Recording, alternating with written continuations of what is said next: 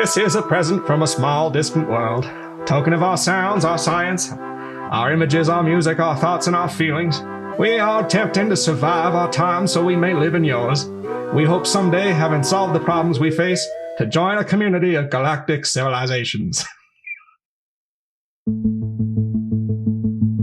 During the 1970s, a ragtag group led by American astronomer Carl Sagan set out to create and then launch into deep space an audio time capsule that would represent the Earth to any intelligent alien life that might come in contact with the crafts they called Voyager I and Voyager II.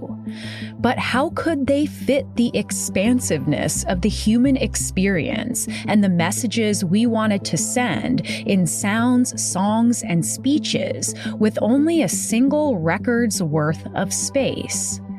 For this American Hysteria team episode, assistant producer and sound designer Riley Swedelius-Smith tells producer Miranda Zickler and I about the fascinating process of creating the Voyager Golden Record, how and why they made the choices they did, and what they felt was important enough, understandable enough to share with hypothetical beings we probably cannot even comprehend. I'm your host, Chelsey Weber-Smith, and this is American Hysteria.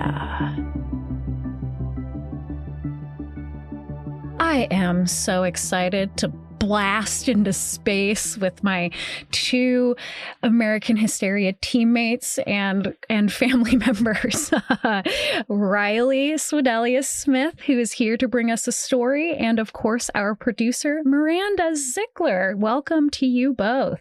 Hello. Hello. Thanks for having me back. Very excited to be here, as always. Yeah, we love doing these together, and we love getting the team together. And I did want to just acknowledge right up front here that we just surpassed our 300th episode, which is pretty wild. To quote Sarah Marshall. Yeah, it's pretty exciting, and it makes me just think of all the Simpsons episodes where it was like, you know, the number of episodes, and it's like feels like we did one, like we are the Simpsons, we did it. Yeah. We are the Simpsons. Except they're at 5 million or something. Yeah, yes, they are. But yeah, I mean, I just want to thank you both so much for doing this with me for so long. I mean, this has been a labor of love and hate for a long time. It's an honor and a privilege. It's been an adventure. It's for sure. Yeah, and I am just so grateful for both of you. So thank you for being here for 300 episodes. Is this 299? Is that what's happening? No, actually, our Panic World episode was our 300th. Nice. So thanks, boys. Nice. Yeah. But also, episodes have been taken down. There, we're more than 300, but we're just marking an occasion here without the exact math necessarily, because sure. Yeah.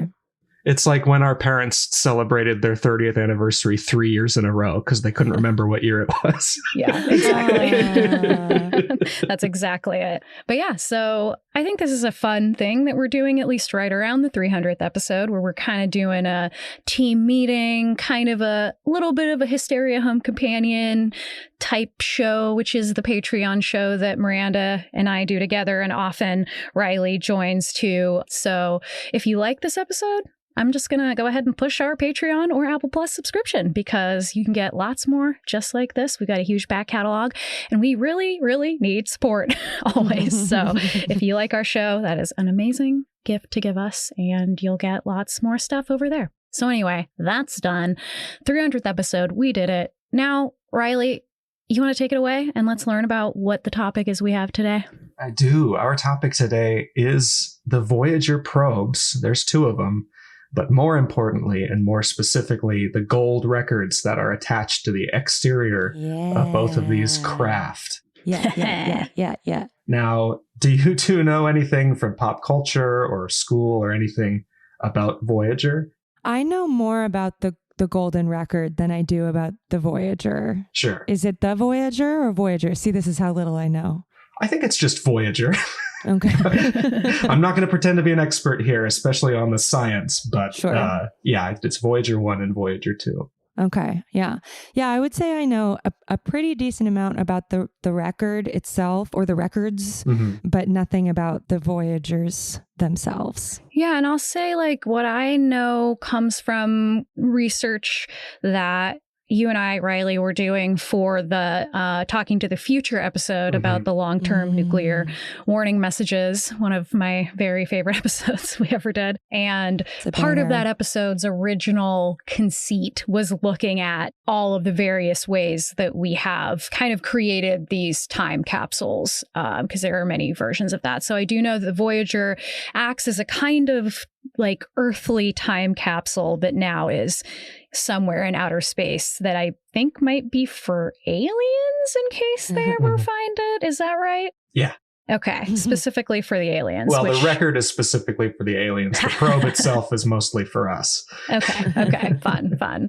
But yeah, I mean, what an appropriate time, because every day it seems like either aliens are going to attack or aliens are going to show up, or there's going to be some kind of AI panic manufactured by the government to make us think that aliens are here. So also, it is kind of appropriate, it just occurred to me, to be doing this on like an anniversary episode, because what is a podcast but a time capsule? Wow. Really? Wow. For the future. You know? And maybe someday they'll send our recordings into space. That's right. I would We'll like do to it say, ourselves. I would like to say right now, like I'm a boomer on Facebook. You do not have my like expressly forbid the future people to launch this into space because I'm scared of aliens and I don't want them to know who I am.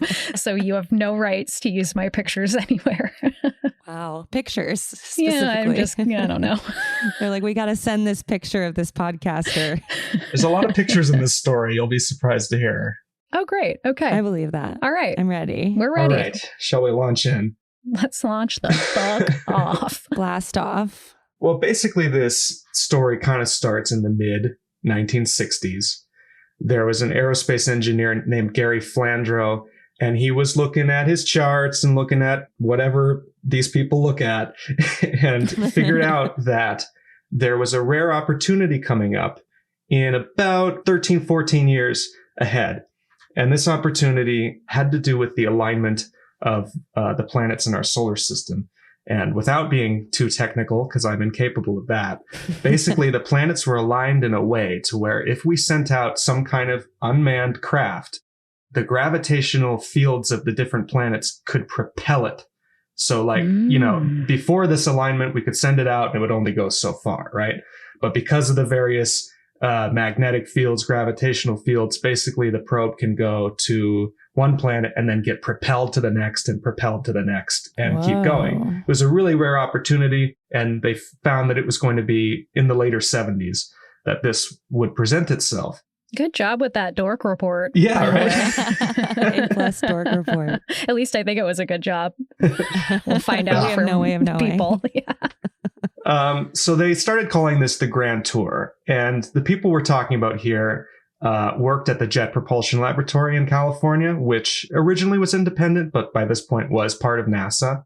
And they just basically started working slowly on what could we do with this opportunity. And they wanted it to be a grand tour of the solar system that could send a probe that could send messages back to Earth and give us information that we couldn't possibly get otherwise. And so about 1970, it was time to present it to the federal government and ask for funding. So they went into Nixon's office, and one NASA administrator, which I took so long trying to find this person's name because, you tell a good joke and you want to be credited for it, but I couldn't find their name. But they said to Nixon that, hey, the last time this opportunity presented itself, Thomas Jefferson was president and he blew it. Which, presidents, they don't want to blow it. So Nixon said, fine, let's do it. Well, Nixon was also probably wasted. He's like, okay. Well, probably because it basically only took 2 years for him to decide, you know what, that's way too much money. It was about $900 million, their original proposal. Whoa. And in 1970 dollars, I don't know what that is, but it's nuts. I'm popping it off. I want to see. Yeah. Right? Because it was 900,000 then. Yeah, in 1971. Or I meant 900 million. Oh my God, that's going to be so much. Are you going to be able to read this number? 2 days. Sometimes those money. big numbers are really hard to read. You guys notice that? And the calculators don't put commas in. So in today's money, that would actually be more than $10 billion. Wow. Yeah. So it's a lot. Wow. Yeah. So, the federal government was basically like, thanks, but no thanks. And so we'll put that on hold for a little while. What was happening in the early 70s was a program that NASA had already been working on since the 50s, which was called Pioneer. And these were also unmanned probes, definitely not going as far as Voyager was planned to go. But it was thought by the time they got to Pioneer 10 and 11, which is in the late 60s, early 70s, by the time we got there, we realized that, hey, these things are actually going pretty far out into space. And in the 60s, the whole conversation about life outside of Earth was really taking off. And so it was decided that some kind of message should be put aboard these, just in case. And just in case some extraterrestrial were to come across it. And of course, that wouldn't be for hundreds of years, if not thousands. So for the Pioneer craft, it was decided that, how do you communicate with beings where you don't know what language they speak? You don't know if they speak. You don't know anything about them. So, some minds convened. And it was decided that plaques with picture diagrams would be a good way to try to communicate with these aliens. Which is cool because that's like exactly what they decided on when they were trying to warn people about nuclear waste that were like people 10,000 years in the future. It was like, how do we best communicate if our language is lost completely? And that is in symbols. So I'm going to send you the final design that actually went up on 2 crafts. And it's still going. I'm texting it to you. I'd love for you to take a look at it. Okay. Miranda, would you like to describe that? Oh, wow. Okay. So upon first glance, it looks like a starburst, like you see on mid-century modern credenzas sometimes, or, in kitchens, such as they are. And then there's a rectangle. There's a long, thin rectangle. And then there's a naked man waving, more importantly, and a woman stands beside him, also naked. They look white, but that could be because it's a line drawing. So that's what I've got. Chelsey, do you have anything to add? No, I think that was beautiful. Thank you. Oh, wait, the man has a penis, but the woman has no visible. She looks a little like a Barbie. And obviously, that's a drawing issue, but it's notable, I would say. Yes. Thank you for noting that. The one thing I will say is that looking at this, I have I'm an alien, no idea what this means. Yeah. So I'm not sure they reached the objective. I'm going to mostly ignore the drawings that aren't the man and the woman because I know what they are vaguely. One of them is a map. And it's a map of different pulsars in our galaxy. Whoa, and it's actually showing where Earth is in relation to those pulsars, which attracted a little bit of controversy because people said, I don't want aliens to know where we live. I mean, you know me, you guys. I'm scared of them. Don't put my address on the internet. Yeah, that's your boomer thing. It's like... Even though it's already there. It's most people's boomer thing. But of course, the most controversy was from the drawing of the man and the woman. I have a description of the drawing from the Sarasota Journal, March 16th, 1972. The most intriguing and to a degree discomforting part of the design on the intergalactical medium is something else, however. The figures of a man and a woman, with a man's right hand raised in a gesture of goodwill. The woman, obviously, is not a liberated one. She is portrayed by contrast as a bit unhappy about the whole thing. Oh, okay. Interesting. That's not what I was expecting. I thought they were going to be like, these people are naked. Can you believe it? That wouldn't be surprising. Well, the word that was used that just tickles me to no end is that everybody kept using the word pornographic. And I'm like, it's a doodle. It's also like you guys, we have naked bodies. We all got them. Well, and of course the thought True. process was, what would be the purpose of depicting him with clothing? If it's for an alien audience, it's like, at least the nudity tells you something about our anatomy. Yeah. Yeah, about our species. They don't care about our... No disrespect to whoever drew this, but it would be pretty useless without the genitalia. Yeah. It's not that great of a drawing. Also, I want to point out that they apparently took great care to make sure that they didn't look white. And I think they completely failed. Yeah, I would say there you look like Barbies. The woman is supposed to be Asian and the man is supposed to be black. Well, I appreciate that they tried. Yeah. There was the intention. Yeah, it's a Disney Channel original movie. These are the sidekicks. I will say that I'm noticing a bit of a hip cock coming from the woman, sure. which I like. There is a bit of sassy. attitude. There's a tiny... there's an almost imperceptible sass that I see. And maybe it's because she's like, why is he the one that gets to wave? Yeah. I can wave. There was also controversy that the woman is depicted as shorter than the man. Okay. And that's just, our beloved second wave feminists of the 1970s. Yes. We love them. Gloria. They paved the way. Gloria. So this project, controversial as it was important because it was headed by Carl Sagan. Yay. Yeah. Daddy. Carl Sagan is, somebody that that's a name I feel like I've heard all my life, but I didn't really dive into him much until I started researching this. And I have to say, I'm charmed. I'm so charmed by this man. He's a charming lovely. man. Not only is he so intelligent, but he's also so creative. Yeah. He passed away about 30 years ago. But, I just think that that's such a rare combination to be so scientifically minded, but also to have such a creative side. Yeah. Like he wrote nonfiction and fiction novels and books. Mm-hmm. Yeah. And and I also, for a long time, I avoided looking into him further because I was like, I bet there's something that's going to be unsavory, but can't really find anything, Yeah. Infidelity, come on, Sure. I mean, yeah. Who among us? I would like to make two observations at this point. One is that actually in this moment, I'm realizing, Riley, that you have some mannerisms in common with Carl Sagan, I would say. Wow, what a treat. I would say Big compliment. Thank you. I would say that you're similar types of men. And also I do have, or I should say I did get when I was 19, a pale blue dot tattoo on my collarbone. And it has since pretty much completely faded away. So it is a very pale blue.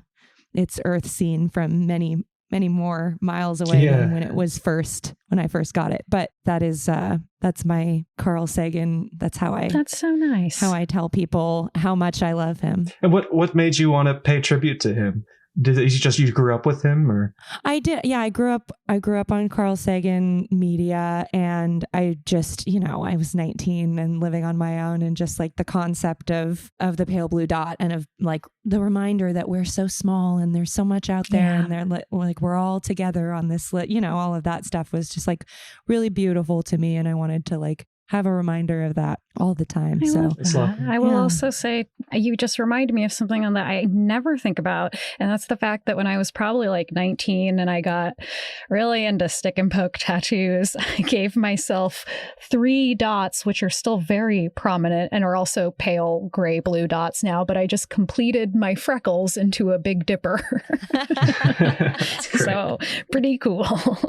And it's still there and it looks bad. Riley, what kind of celestial tattoos do you have to share with the class? I don't have any. We'll have to remedy that. Yes, definitely.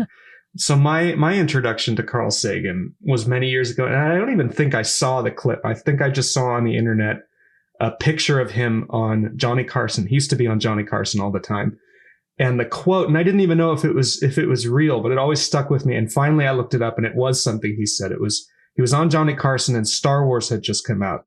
And they asked him, what did you think of Star Wars? And he said that, he really enjoyed it and everything. But then he said, direct quote, I felt very bad that at the end, the Wookiee didn't get a medal also. all the people got medals, and the Wookiee who had been there the whole time, he didn't get any medal. And I thought that was an example of anti-Wookiee discrimination. Oh, he's woke, Yeah.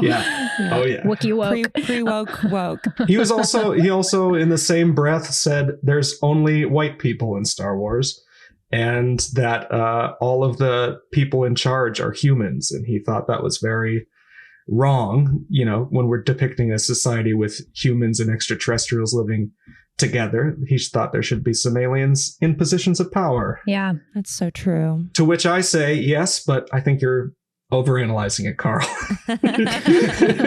We're talking about George Lucas here. You're thinking too hard. Yeah. I will also say really quick as an acknowledgement that The Demon Haunted World, his book, Science is a Candle in the Dark, was very influential on American Hysteria, because it's one of the books I was reading kind of as I was creating the idea for the show. So he is definitely like woven into the fabric a little bit. And I also think we sleep on how very cute and handsome he really was in that turtleneck. That's true. Yeah. Mm-hmm. Yeah, screw Don Draper. He's the perfect 20th century man. That's right. That's right. So Carl came from Brooklyn, and he was born in 1934. His parents were Jewish. His father had immigrated from Ukraine. And when he was, only 10, 11, 12 is when the Holocaust was happening. And he talked later about like how that was a really intense, not something that they would talk about at home. But like both of his parents were like losing their whole families, and how that was so like felt. And I don't know if that made him more sensitive, or I don't know, but that was definitely, I think, something you can't just gloss over, Yeah. Yeah. But he would say later that his most formative experience was, he was only 5 years old, but his parents took him to the 1939 New York World's Fair. Lucky. Every episode has to have the World's Fair in it. I swear to God. It's the Forrest Gump of events. It's the drinking game. Yeah.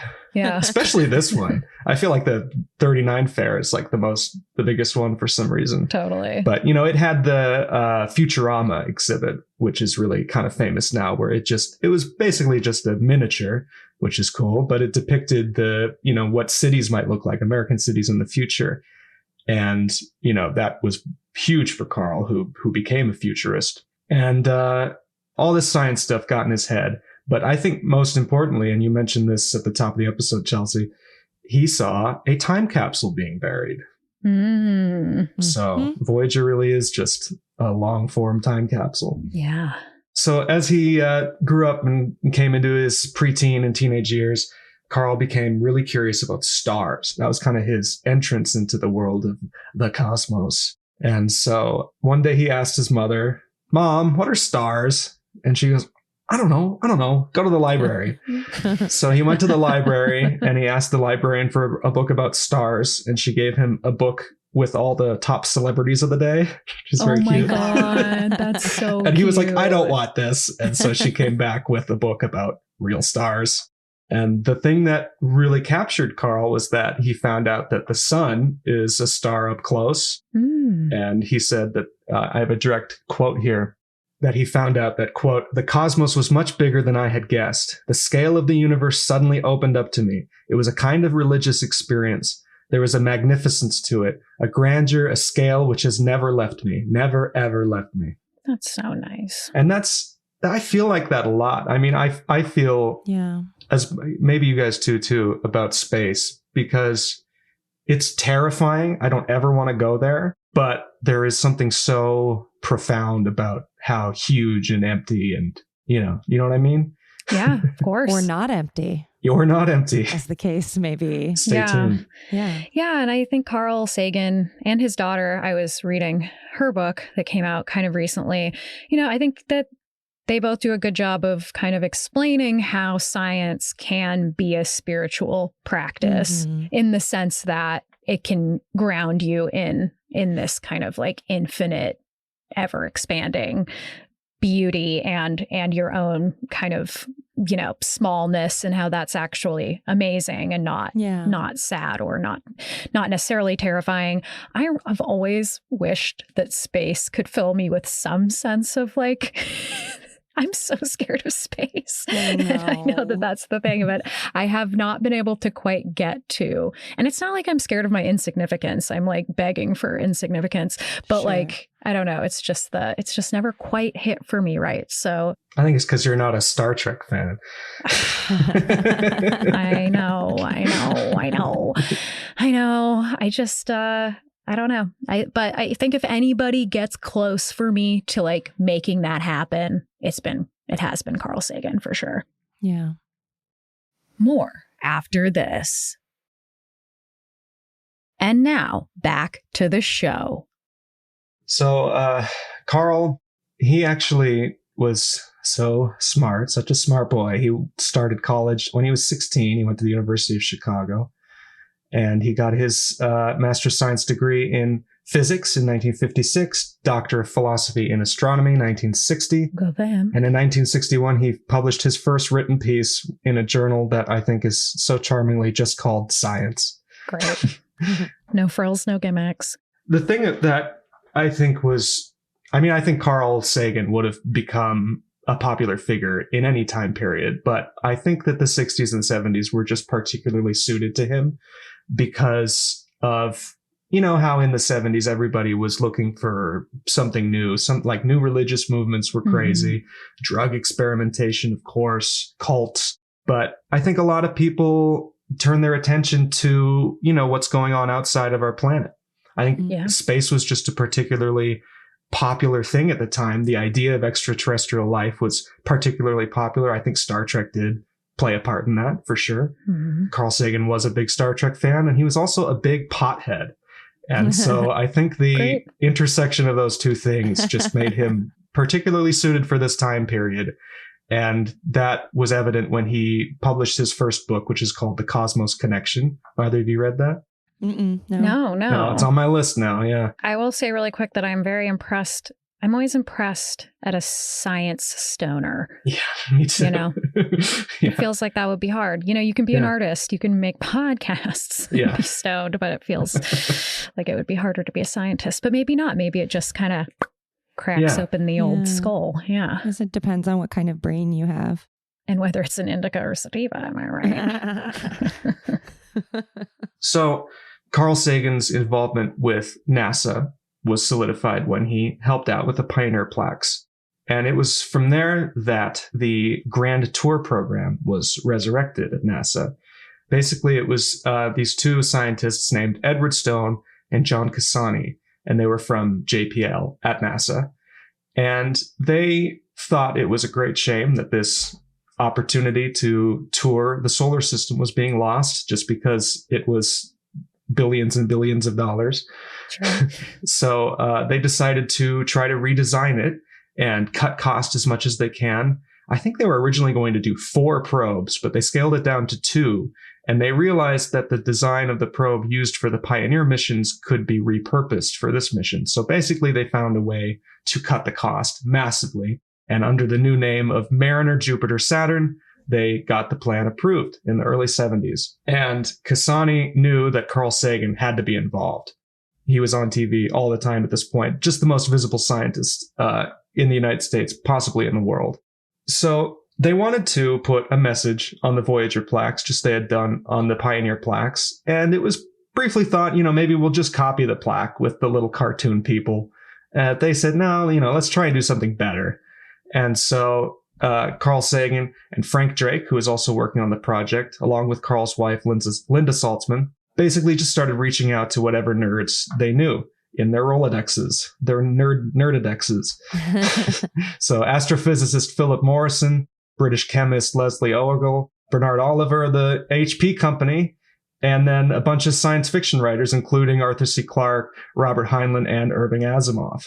And this was an informal group, and apparently a few of them had like a subgroup within the group called the Order of the Dolphin, which is the nerdiest thing I've ever heard. That is, really very nerdy. And so they all just started. Great secret society animal. Yeah. We've got the elks, we've got the eagles, get some dolphins. Yeah. So it was basically a blue sky kind of, we're going to throw the ideas at the wall and see what sticks. And there was one member of the team named Bernard Oliver, known as Barney to his friends, And he was the first to suggest music.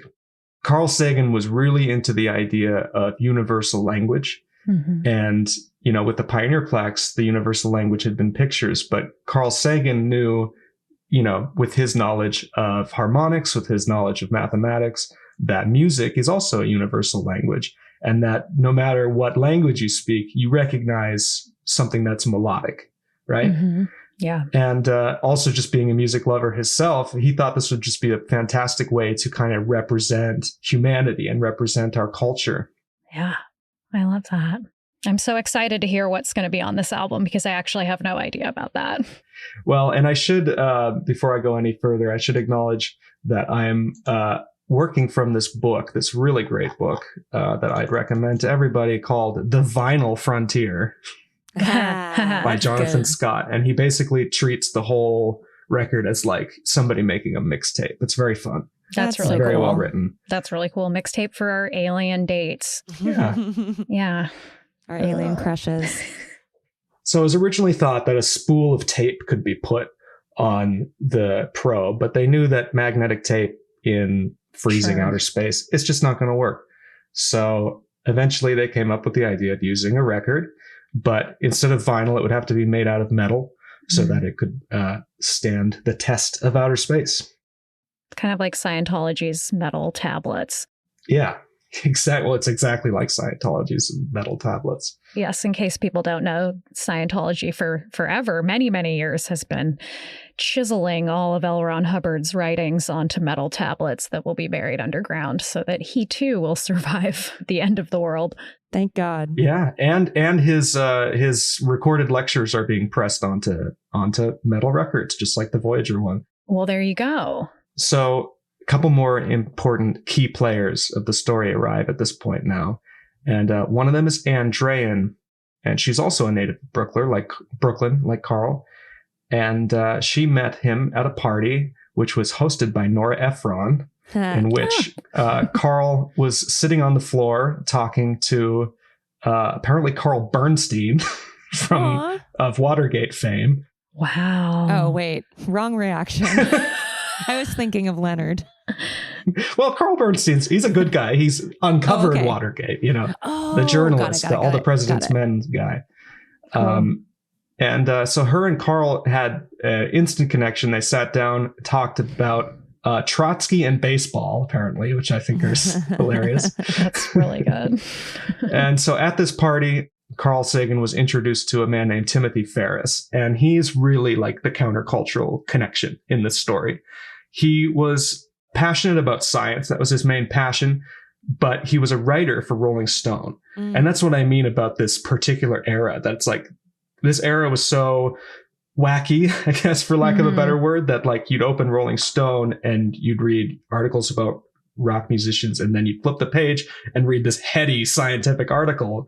Yeah. And, people smoking joints thought both were really cool. It's a good business model. Yeah.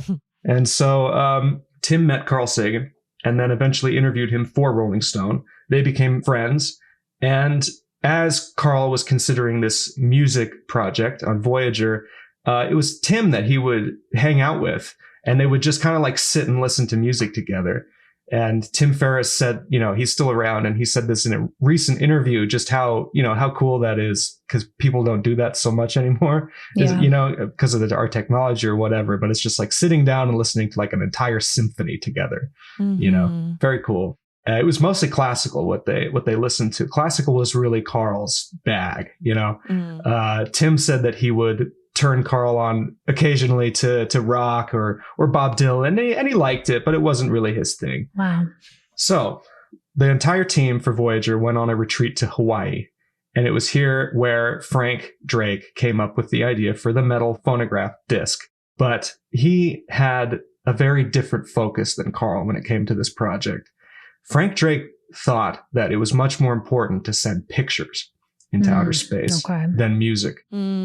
And they talked back and forth, and eventually they realized that, theoretically they could send both on one record. Yeah.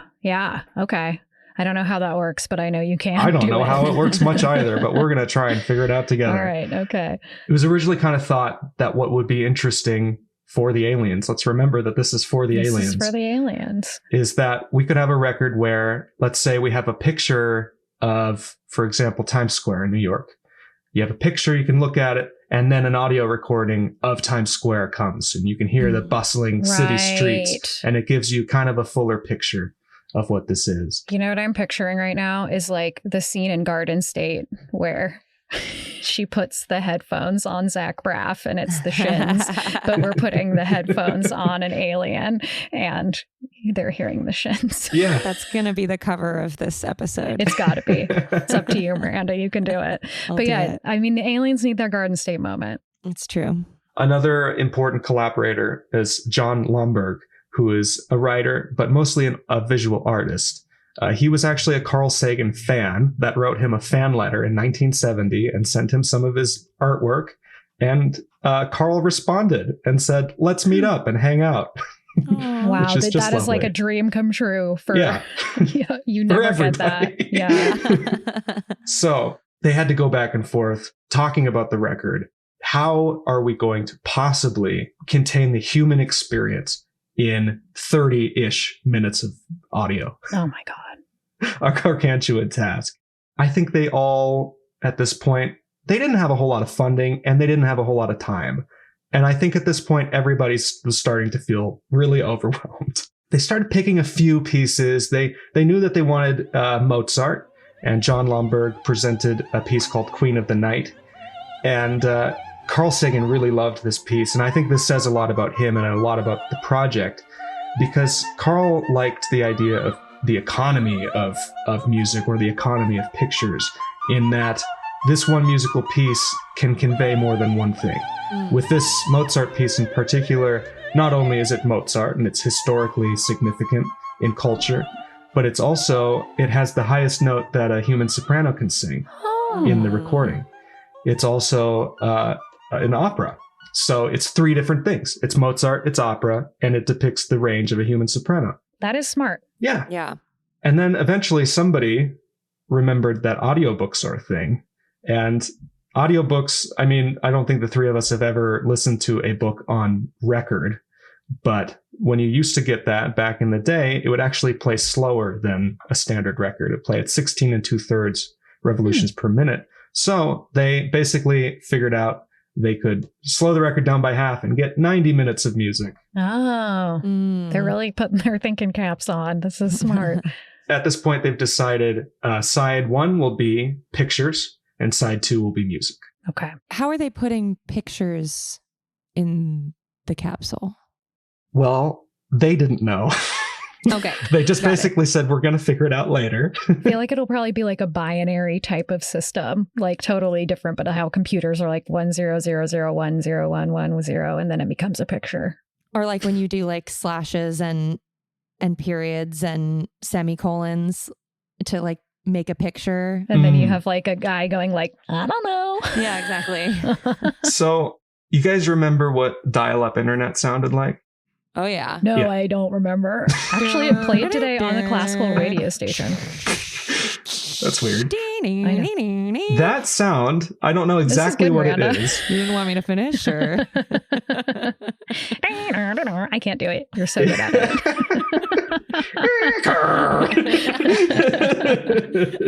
The anthem of our time. That's right. Apparently that sound is some kind of signal converted into audio form. Okay. You can look this up on YouTube. I don't I can explain it, but I don't get it. You know what I mean? Sure, yeah. Uh-huh. Images can be converted into sound waves. Okay. So if you listen to it, it sounds like the dial-up internet thing. It sounds like garbage. It sounds like nothing. But if you have the right machinery, you can put those sound waves back into a picture. And it's like how television used to be comprised of about 480 vertical or horizontal lines, right? Okay. And that's how the picture would come together. It was made up of lines. And so these sound waves can be converted into lines that make up a picture. But then the aliens have to have it. They have to have the machine. Yeah, that's the part that I've been reading this book and I'm like, okay, so it goes into this whole thing about how they found this company called Colorado Video that it seems to me like they were just trying to get in on the home video market because, at this time, VHS isn't quite out yet. Laserdisc isn't quite out yet, but it's a market that's, becoming huge really fast as people can watch movies at home. But basically they went to this company, and said, do you have a machine that can convert pictures into sound waves? And they said, yeah. Because they had this idea about transmitting movies into people's homes using telephone wires. Whoa. Okay. Didn't pan out. No. But kind of cool. Yeah, kind of cool. And Frank Drake at the Voyager team was able to figure out that, these were kind of single burst signals. But he figured out that if you used 3 signals instead, it could be red, green, and blue. And when you combine them like a color transparency, they produce a full color image. Okay. So this is really sophisticated analog technology that we don't even use this kind of stuff anymore at all. But it's so cool. I still don't understand it, and I like that. I don't understand it. The mystery of the cosmos of technology. Yeah. But yeah, so they had over 100 pictures encoded into this. And it was fascinating reading about what kind of criteria went into selecting these pictures. I felt like it was more like what they didn't want to show than what they did want to show. Because they had so many discussions of, if we're representing humanity, do we represent it honestly? Or do we represent the best of us, the worst of us? That's a really hard question. That is a hard question. That's so interesting. Okay. Yeah. So, because they thought, well, we should probably have a photo of the atomic bomb. That was one that they discussed a lot. Because that's, objectively speaking, it is a human creation. It is a human achievement, I guess you could say. Yeah, technology. Yeah.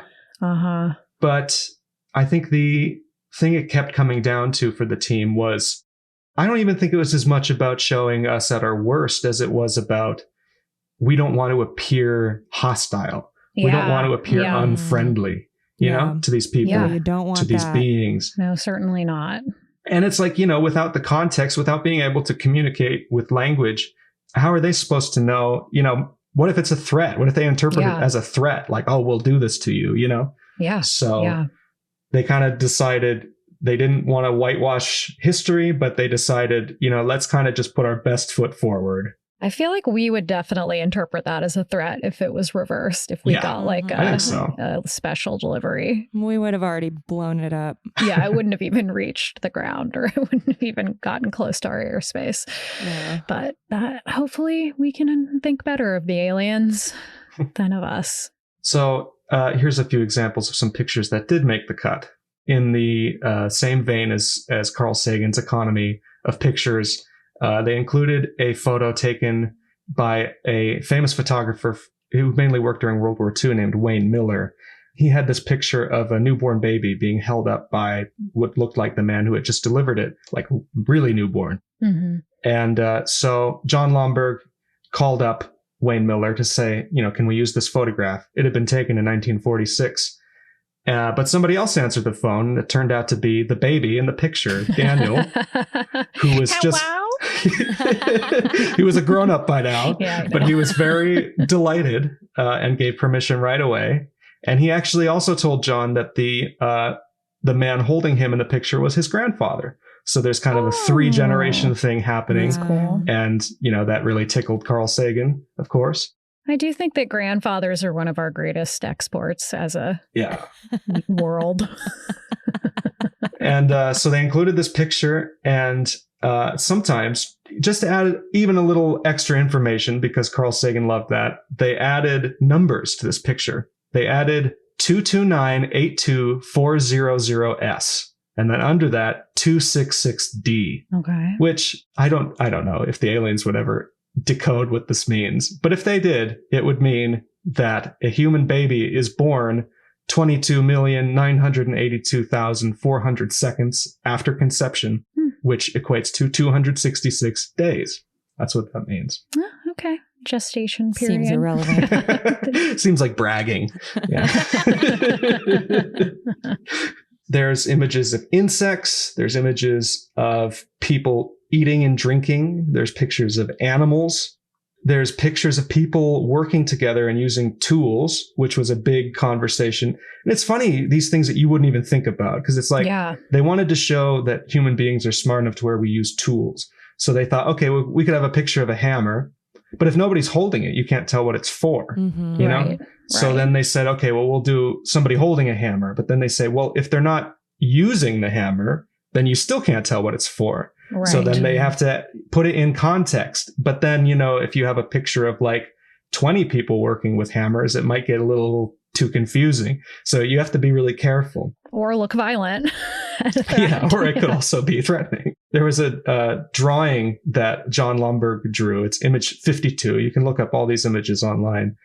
And as a joke, in this drawing, which is supposed to depict the evolution of invertebrates, John included in the background the man and the woman from the Pioneer plaques, except it's been altered to where the woman is waving. Wow. Thank God. She got her moment. She did. She got her moment. Other photos include places like the Great Wall of China, the Taj Mahal, the UN building in New York, and a photo of Muhammad Ali wearing his famous robe and crown. Wow. Oh, that's cool. Yeah. So they left the music, I think, as long as they could.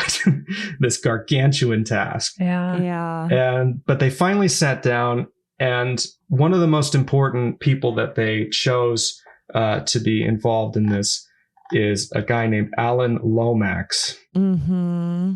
Alan. Do you know Alan? Hello, Alan. I know Alan. I know him.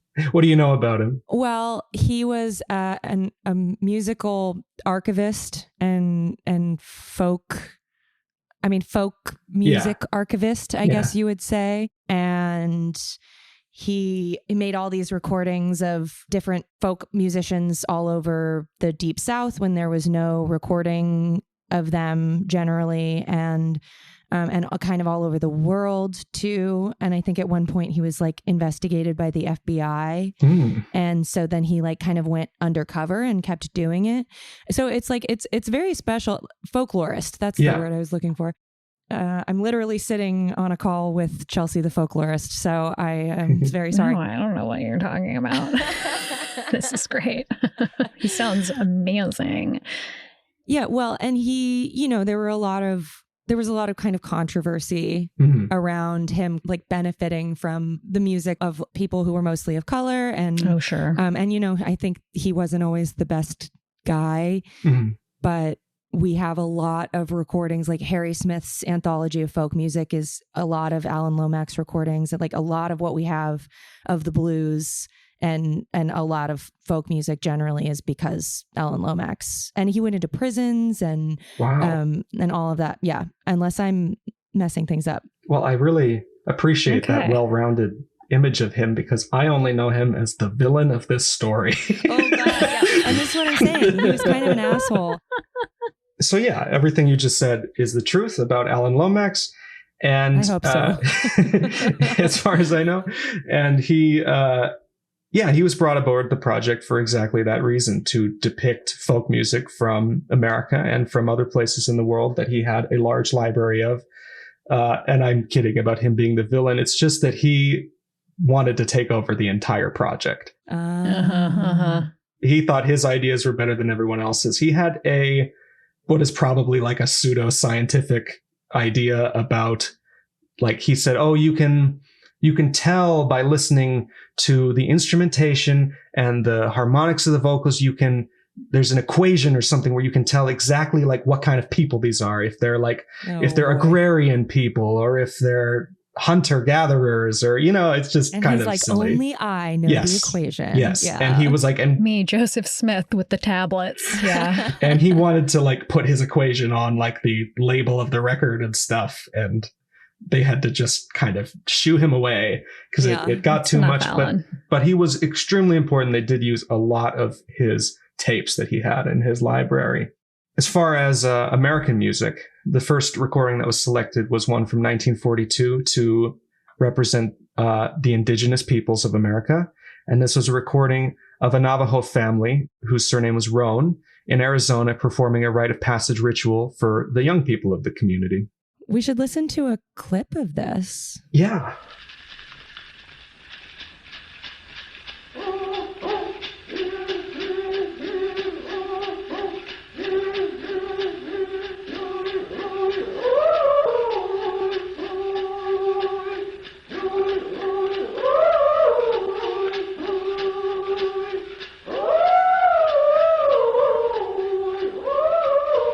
This is sick. It's really cool. Really cool. And Riley, you said this was the first one they chose.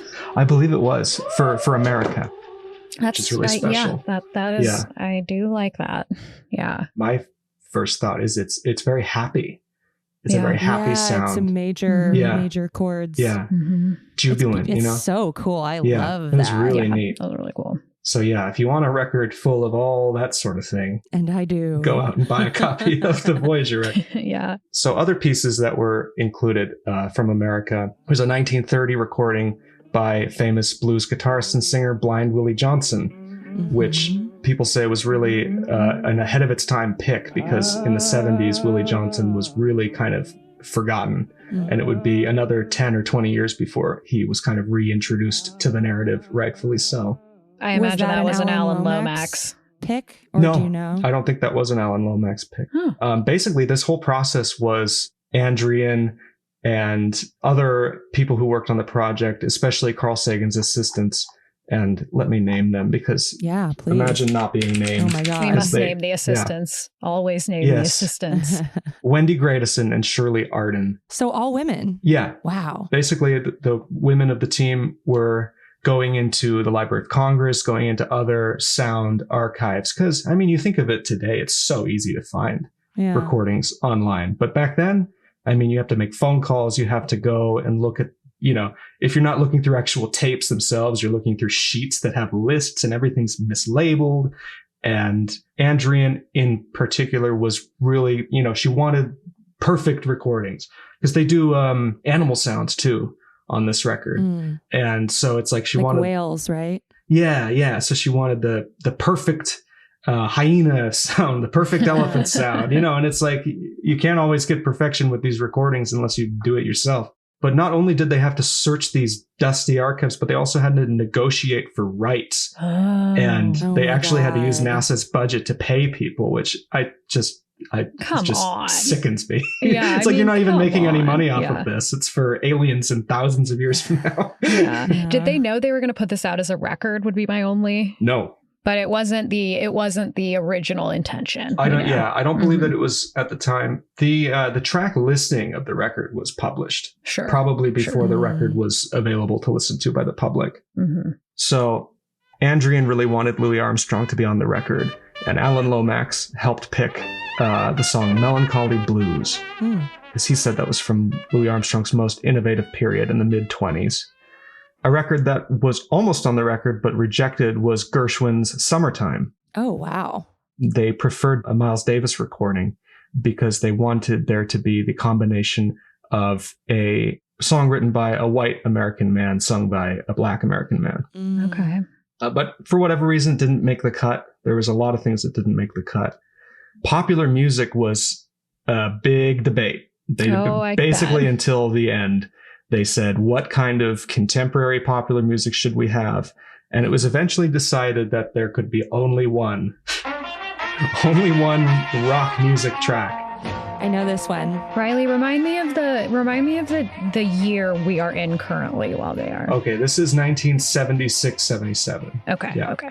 And so they looked at Motown, they looked at Bob Dylan, Marvin Gaye, but Andrian, and this is her pick, she wanted it to be, Miranda, Johnny Be Good. Johnny Be Good by the great Chuck Berry. Chuck Berry, baby.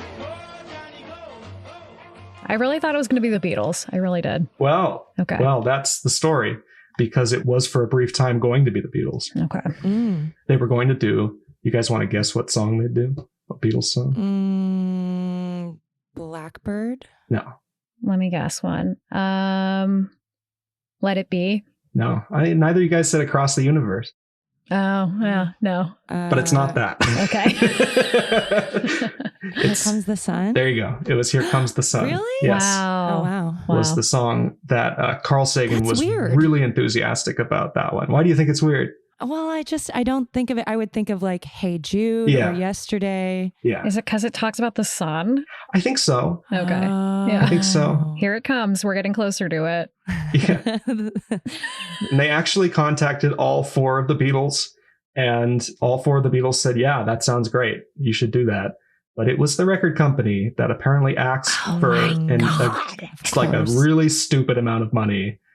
like a fuck you amount of money. Just like that can only bring more publicity to your, I mean, to the most famous band ever. But, it's like, I think that from my knowledge of the Beatles, I think that this only happened because their legal situation, their song publishing agreements were such a mess in the late 70s. Mm-hmm. Like if they had asked them 10 years later, I think it would have happened. But yeah, that's kind of the biggest missed opportunity. But, Anne in particular, she never felt like Here Comes the Sun was a good fit. She thought that if we were going to do rock music, we got to do it from one of the guys that created rock music. Yeah. And so we got Chuck Berry. Mm-hmm. But Carl Sagan didn't really feel it. He didn't like it. He didn't really get Chuck Berry.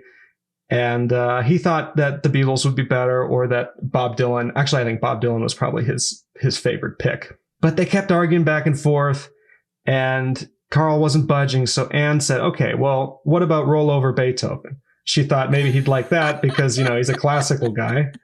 And he liked that a bit better. But he finally decided to test it.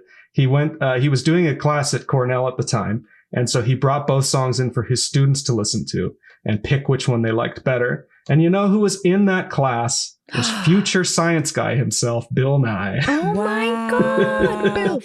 Bill Nye was the first celebrity I ever met when I was 5 years old at a Mariners game. Wow. Did you get his autograph? He asked if I wanted his autograph, and I said, I don't have a pen. Oh. My first brush with stardom. Wow. Amazing. I love him. So the class overwhelmingly said Johnny Be Good was better. And what Anne Druyan said years later, which I totally agree with, is that Johnny Be Good's the better song because not only is it by one of the guys that created rock and roll, but it's also like almost an autobiographical song. Mm-hmm. And Chuck said later, like, I was kind of writing about myself, poor kid from the country coming out and playing guitar. And it's perfect on multiple levels. Yeah. And in that way, Here Comes the Sun would be confusing if you were an alien and you did know English, or you figured out how to figure, to translate it, then it could feel like a threat. Yeah. Here comes the sun, motherfucker. But I have to say, looking at this list of the final track list, I mean, I don't think that they could have done a whole lot better. Honestly, I mean, it's especially for the 70s, it's not Western centric in the way that you expect it to be. Mm-hmm. Of course, they've got Mozart and Beethoven stuff, but, they've got so many cool recordings like the Navajo one we listened to. They've got a record from the Mbuti people native to the Congo singing at a ceremony marking girls' first period, which is something they do. Oh.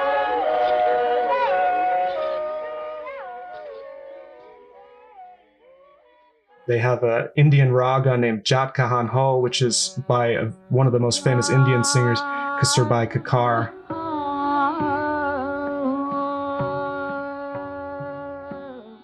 They've also got folk recordings from different countries in the USSR, so ignoring the Cold War at the time. Because why wouldn't you?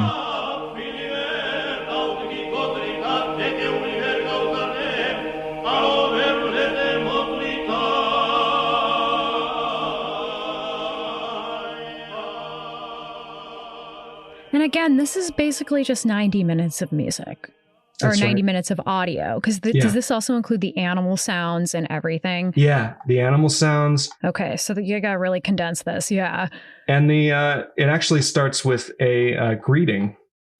They appealed to the UN and said, the UN, it represents goodwill and peace among nations. So do you guys want to say anything, basically?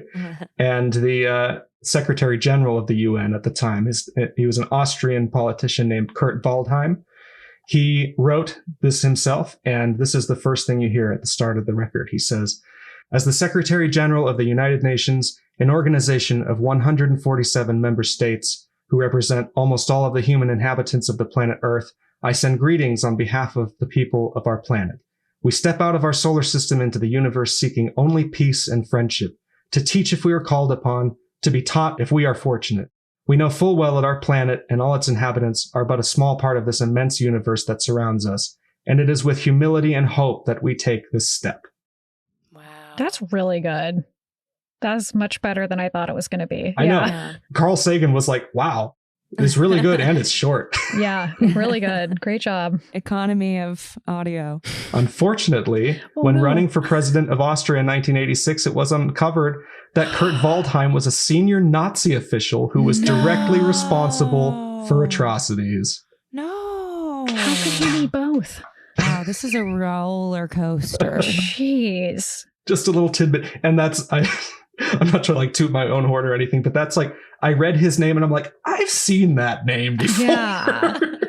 Damn. And it was the same guy. So he was it was a secret and nobody had known. And then it was uncovered like after this was launched into space. Okay. Shit. 10 years later. Yep.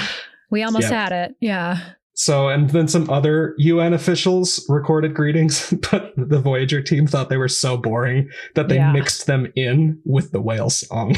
Oh my God, that's so funny. Of the government and the people of Canada to the extraterrestrial inhabitants of outer space.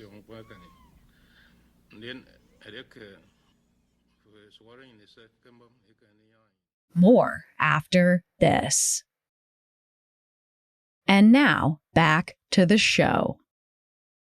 This is a little story that I thought was awesome. There was a 23-year-old student of architecture, and he was originally from Ukraine. His name was Andrei Chelsey, and he thought about what he wanted to say. Just anybody that spoke a different language, basically, was invited to give a short greeting in their language on the record. Mm-hmm. And he thought about what he wanted to say, and this line from a Ukrainian poem written by Taras Shevchenko, it had kind of become this popular greeting in Ukraine, and it translates to wishing happiness, good fortune, health, and many years. And years later, he said that this was actually, in his mind, like a dignified protest against the Soviet Union, because at that time they were trying to suppress the Ukrainian national identity. Okay. There you go.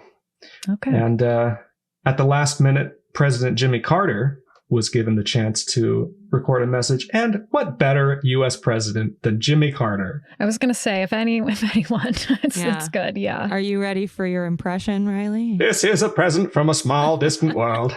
Token of our sounds, our science, our images, our music, our thoughts, and our feelings. We are attempting to survive our time so we may live in yours. We hope someday, having solved the problems we face, to join a community of galactic civilizations. Great, he had Jimmy. It locked and loaded, ready to go.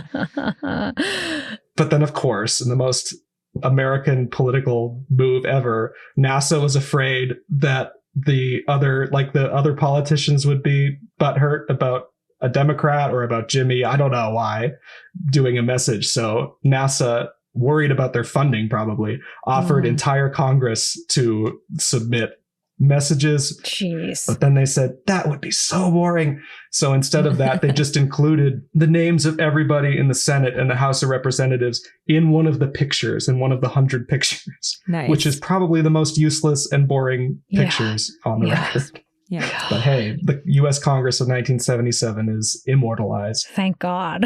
They're like, let's just put 90 minutes of C-SPAN on side B. And then the last recording I wanted to talk about is really weird. It's a recording of brain waves. Whoa. Brain waves captured into audio, put on the record. And Andrian decided, she was fine being the person who thought. Whoa. And I don't think I'd like to be that personally. No way. Can we listen to that one? I actually thought maybe one of you would like to read it. Read it. Miranda, you should read it. Whoa. If that's all right. Read what her thoughts are? No, I'm sorry. This is her reflecting on it later. Okay. Oh, got it. I was like, wait, can we translate brainwaves into words then? And now I'm in trouble.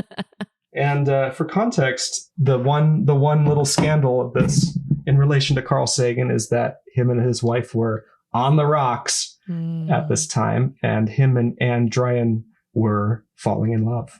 I would fall in love with Anne too. Yeah. Well, and who wouldn't great. fall in love doing this project? Truly. Yeah. It's unavoidable. Okay. They basically were in this project together in close quarters for a long time, and they were on different sides of the country working on this. And one day they had this phone call where basically they said they admitted their feelings to each other and decided that they were going to get married without ever having dated or kissed or anything before.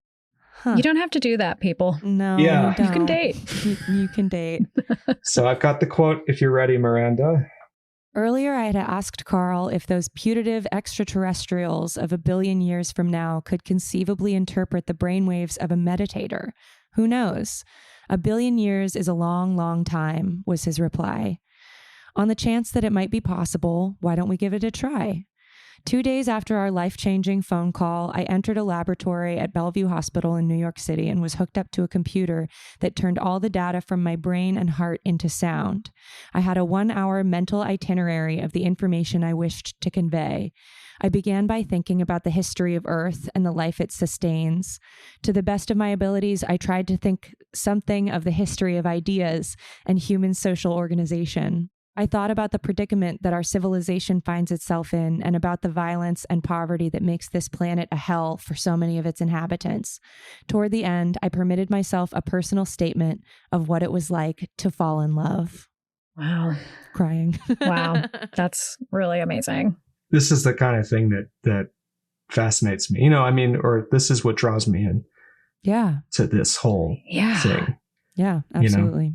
And it does make me think of not this, but this brainwave thing of like the Homer Simpson turkey in the straw when he's in church and they're like, what's he thinking about? And his head is just, that would be me. Yeah. They should have put that no, on in there. all seriousness, that was a very cool quote. That was like a really, I feel like that was a good job. Yeah. I would be under so much pressure. Yeah. My mind would just be like, don't think about this. Don't think about this. Don't think about this. Big time. I mean, it would be a Ghostbusters scenario for sure. No, Anne did great. Yeah. So the only other thing I wanted to talk about, which I just kind of put this in at the last minute, but it blew my mind how much the Voyager probes actually accomplished. As far as the record goes, we can't really say it accomplished much because it hasn't reached anyone yet, but it certainly could. How will we know? Well, they're both still transmitting back to us, which is somewhat amazing. So Voyager 2 was actually launched first in August of 1977. And that's because something technical with trajectories. They knew that Voyager 1 would pretty quickly overtake Voyager 2. So they wanted the one in front to be number 1. So Voyager 1 was then launched a few weeks later in September of 1977.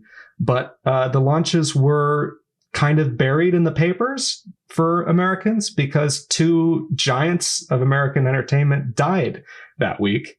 One of them being Elvis and one of them being Groucho Marx. So nobody really cared about the Voyager. Wow. But in the years since they've launched, the Voyager probes have captured and transmitted to us the first close-up photographs of Jupiter, Saturn, Neptune, and Uranus.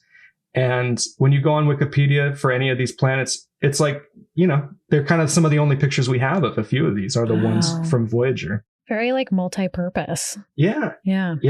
Voyager 1 was the first probe to discover active volcanoes on Io, which is one of Jupiter's moons.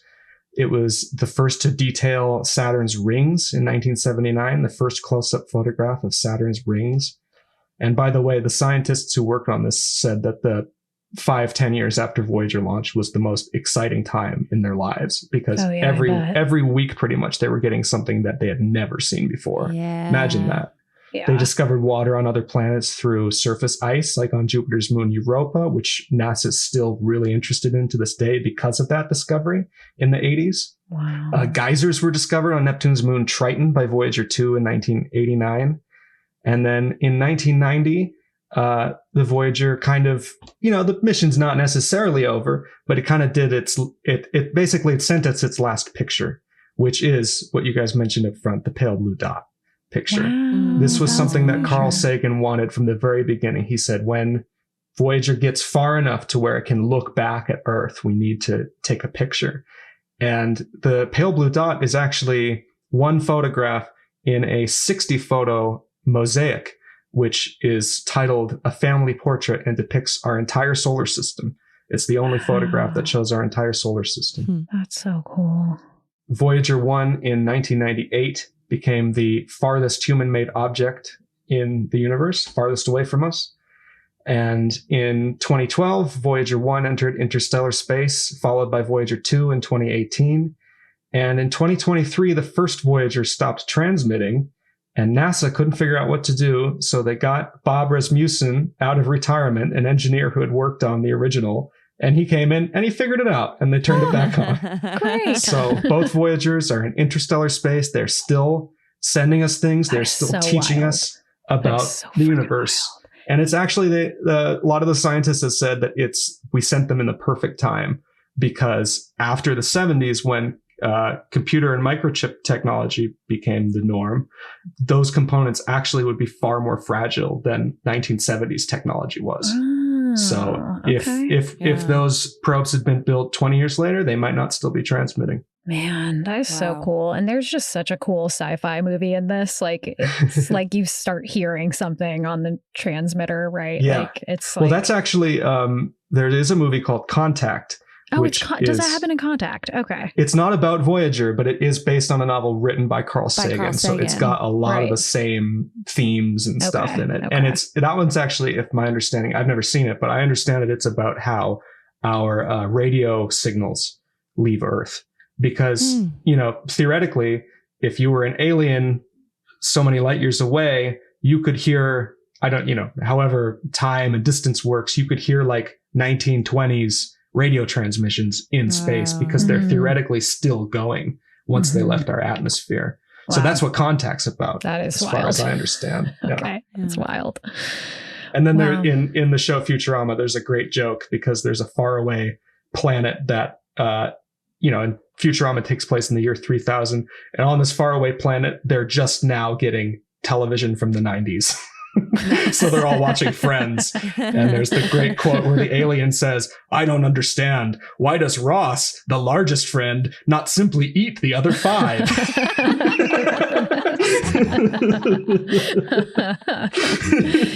Oh man, we have some great pop culture, didn't we? Yes. So that's Voyager. Those are the 2 records that are attached. It's the same record on both probes, in case I didn't mention that. That's the story, and to be continued. You never know. You never know. This was so great, beautiful. Riley. This is really, really cool. Yeah. Yeah. And I mean, I always I just find this so endearing, the way that I think the 3 of us also found the long-term nuclear warning system from our Talking to the Future episode, of just trying to talk to something that we may have absolutely no common language of any kind with, and how we still want to do that. And it's just it's a beautiful thing. It does show something about the human spirit that is special. And connecting us to something that we'll never benefit from. Yeah. Presumably, just for the sake of being connected. Yeah. Well, and just this whole process, it's like searching, which I think a lot of us do in our lives anyway, without putting it to use, is just searching for what matters to us, what's important to us as people, and how we want to represent ourselves to this, outsider that we don't know exists or not. Yeah. I mean, it just seems like such an impossible task. So the fact that they even finished a project like that and just decided on what they decided on is truly impressive to me, because I feel like I would have been totally unable to make any of those decisions. So good on them. Good on Anne. And I've heard that, I don't know the exact timetable, but I've heard about, after they kind of got the initial step together, this basically came together in 3 weeks. Wow. Isn't that insane? Wow. That is outrageous. Yeah. Yeah. I'm just glad that the one representation of humanity is from 1977. It's the sweet spot. That is, I agree with you. I think that is one of the most ideal times it could be from. Chelsey, do you have any messages for anyone who may be hearing this? Oh yeah, what would you put on your Voyager record in the future? Frick.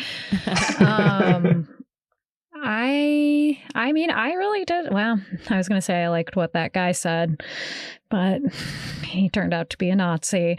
Yeah.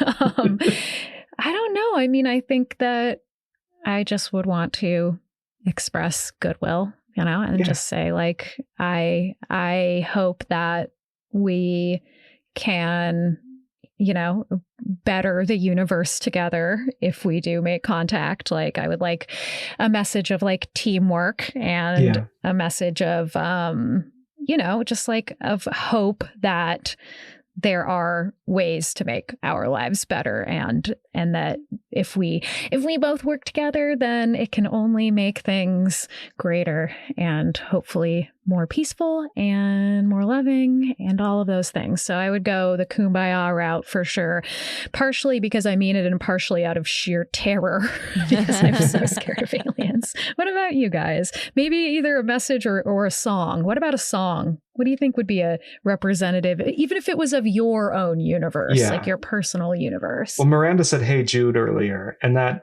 I'd already thought about. That's my Beatles pick, at least. That's a good choice. I mean, for me, it would have to be the Beatles, and it's just such a happy song. It's so uplifting. Mm-hmm. That's my pick, and it's it's got the na na na at the end with a lot of people singing. There's a unity about it, I guess. Yeah. It's a really hard question. This is a first thought, best thought, but there's an instrumental track called The Big Ship by Brian Eno from Another Green World. And it's very special. I was trying to come up with a funny answer, but I don't have one. Maybe The Simpsons. Oh, The Simpsons is perfect, really. Just all of The Simpsons. Yep. We'll just put it check on that there. out into outer space. Yeah, I mean, if we can can put television in there, I mean, I would love to put an episode of Star Trek, because I'd love to show, this is optimistically what we want, to work with other alien races and have a idyllic future together, or at least try to. Live long and prosper. Yeah, that would be good. That would be good. Yeah.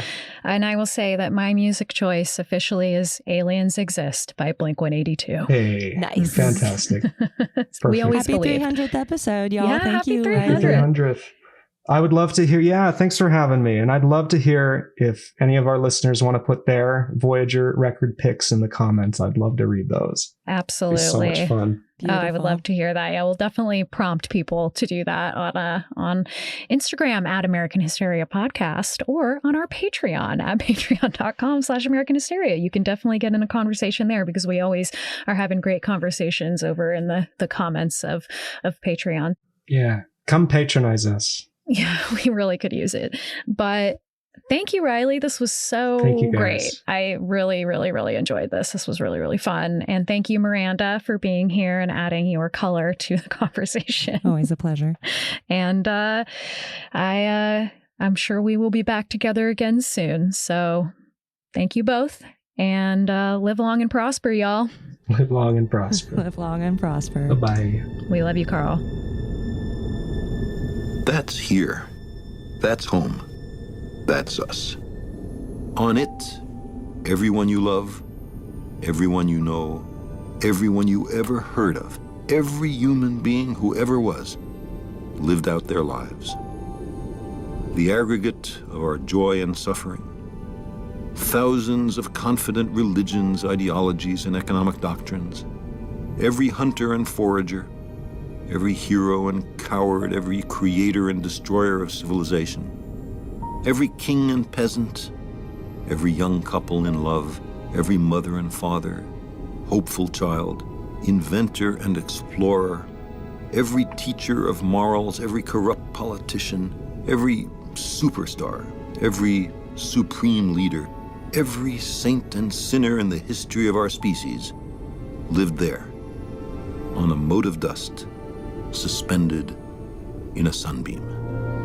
The Earth is a very small stage in a vast cosmic arena. Think of the rivers of blood spilled by all those generals and emperors, so that in glory and triumph they could become the momentary masters of a fraction of a dot. Think of the endless cruelties visited by the inhabitants of one corner of this pixel on the scarcely distinguishable inhabitants of some other corner. How frequent their misunderstandings, how eager they are to kill one another, how fervent their hatreds.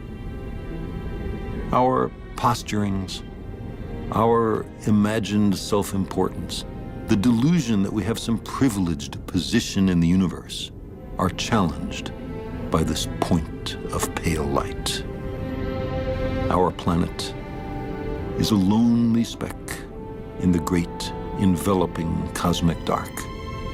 In our obscurity, in all this vastness, there is no hint that help will come from elsewhere to save us from ourselves.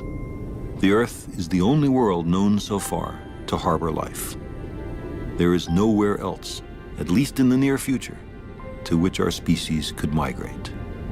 Visit? Yes. Settle? Not yet. Like it or not, for the moment, the Earth is where we make our stand.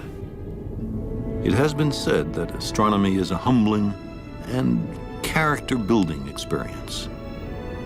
There is perhaps no better demonstration of the folly of human conceits than this distant image. To me, it underscores our responsibility to deal more kindly with one another and to preserve and cherish the pale blue dot, the only home we've ever known.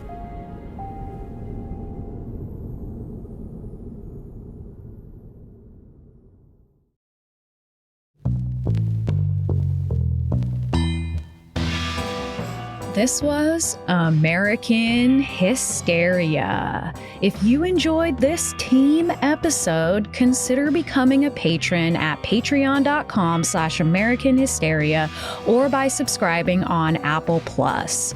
You'll get a huge back catalog and new episodes of Hysteria Home Companion, on which Riley is often a guest. But this podcast is hosted by me and Miranda, and we tell you stories related to the topics that we cover or stories that we just know that you'll love, a lot like the one you just heard. You'll also get ad-free episodes, so go to patreon.com/American Hysteria or subscribe on Apple Plus. Your support is what makes American Hysteria possible. You can also go to AmericanHysteria.com and pick up some of our merch. 100% of those profits go to the Samir Project, a Palestinian-led mutual aid group in Gaza. While you're there, you can also leave us a message on the Urban Legends hotline about a tale that you remember from growing up or one you've heard recently, and we might do an entire investigation about it. You can follow us on Instagram at American Hysteria Podcast, and another amazing way to help out the show is to leave us a 5-star review on whatever podcast app you use. American Hysteria's producer and editor is Miranda Zickler. Our associate producer is Swedelius-Smith. This episode has additional editing by Kaylee Jasperson, and I'm your host, Chelsey Weber-Smith. Thanks, as always, for listening, and I hope you have a great week.